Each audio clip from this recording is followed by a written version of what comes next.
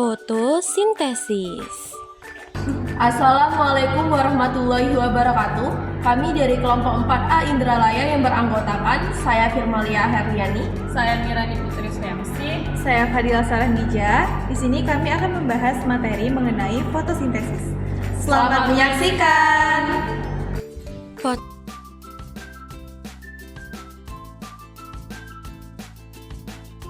Fotosintesis adalah proses pemanfaatan energi cahaya yang berasal dari energi matahari oleh kloroplas tumbuhan untuk mengubah menjadi energi kimiawi yang disimpan dalam bentuk gula dan molekul organik lainnya.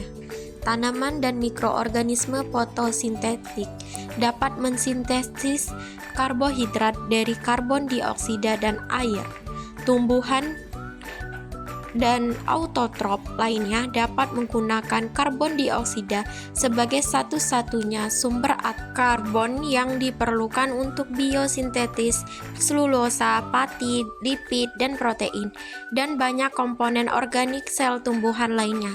Sebaliknya, heterotrop tidak dapat menghasilkan reduksi bersih karbon dioksida untuk mencapai sintesis glukosa bersih. Daun adalah tempat utama terjadinya fotosintesis. Energi yang digunakan untuk fotosintesis berasal dari cahaya matahari yang diserap oleh kloroplas dalam daun. Bahan yang digunakan untuk fotosintesis adalah air dan karbon dioksida.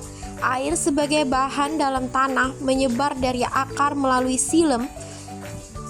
Karbon dioksida sebagai bahan di udara masuk melalui stomata. Adapun produk yang dihasilkan dari fotosintesis ini adalah glukosa. Glukosa merupakan produk fotosintesis berenergi tinggi yang menyebar ke seluruh bagian tanaman lewat floem, sedangkan oksigen adalah produk fotosintesis yang keluar dari daun melalui stomata. Proses fotosintesis terdiri atas dua tahapan, yaitu reaksi terang dan reaksi gelap. Reaksi terang merupakan tahapan awal fotosintesis yang mengubah energi cahaya matahari menjadi energi kimia dalam bentuk ATP dan NADPH, di mana di dalam proses reaksi terang ini memerlukan adanya cahaya matahari.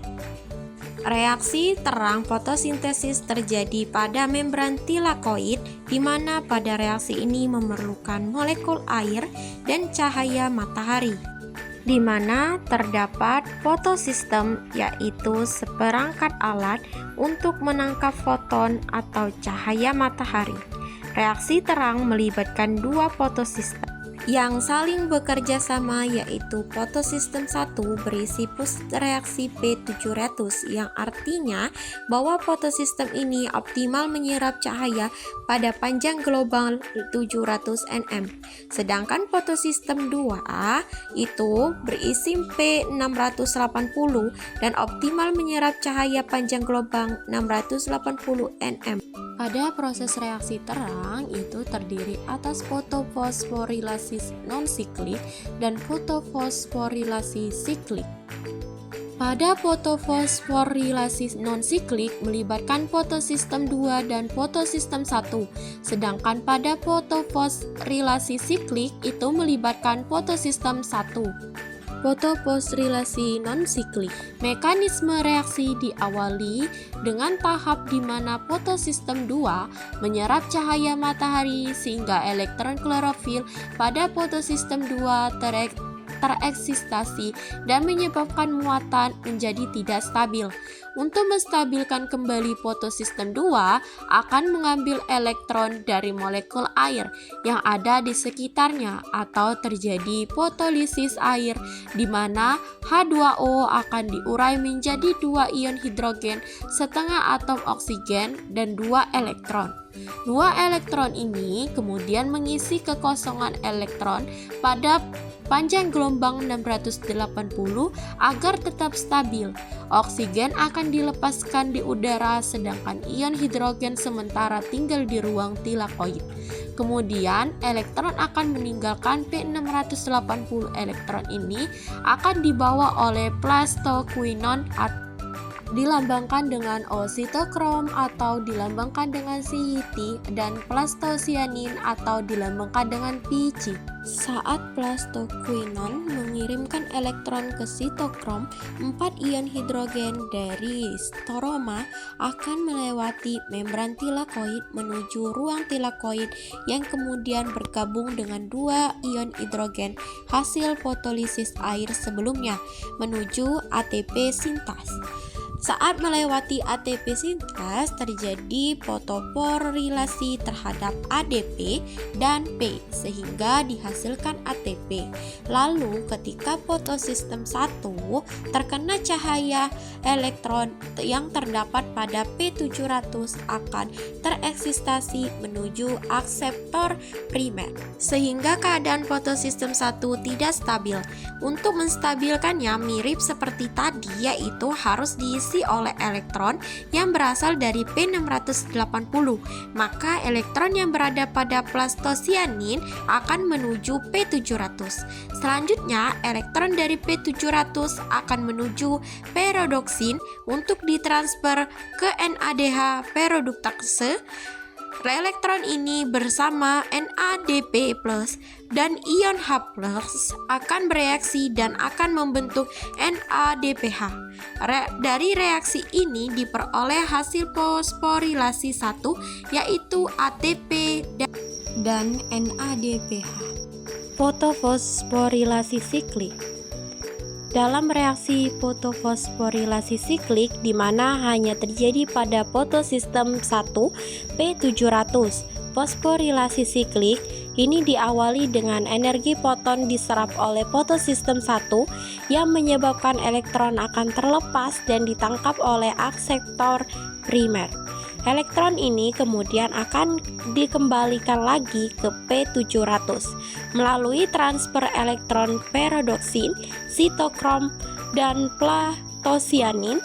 Pada saat transfer elektron terbentuk ATP yang berasal dari ADP dan P elektron yang kembali pada P700. Tidak terjadi proses fotolisis air sehingga tidak dihasilkan oksigen dan NADPH seperti pada fosforilasi non-siklik. Reaksi gelap disebut juga sebagai siklus Calvin, di mana pada prosesnya tidak membutuhkan cahaya matahari secara langsung. Reaksi gelap fotosintesis terjadi setelah reaksi terang. Hasil dari reaksi terang berupa ATP dan NADPH akan digunakan pada reaksi gelap.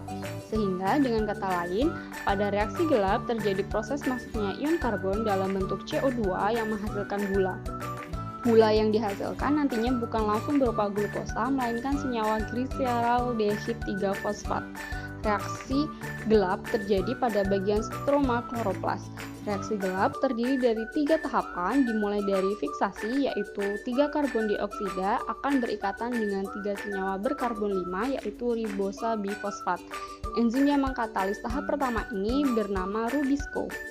Adapun produk yang dihasilkan pada tahap pertama yaitu senyawa berkarbon 6 yang kemudian dipecah menjadi senyawa 3-fosfogliserat sebanyak 6 buah.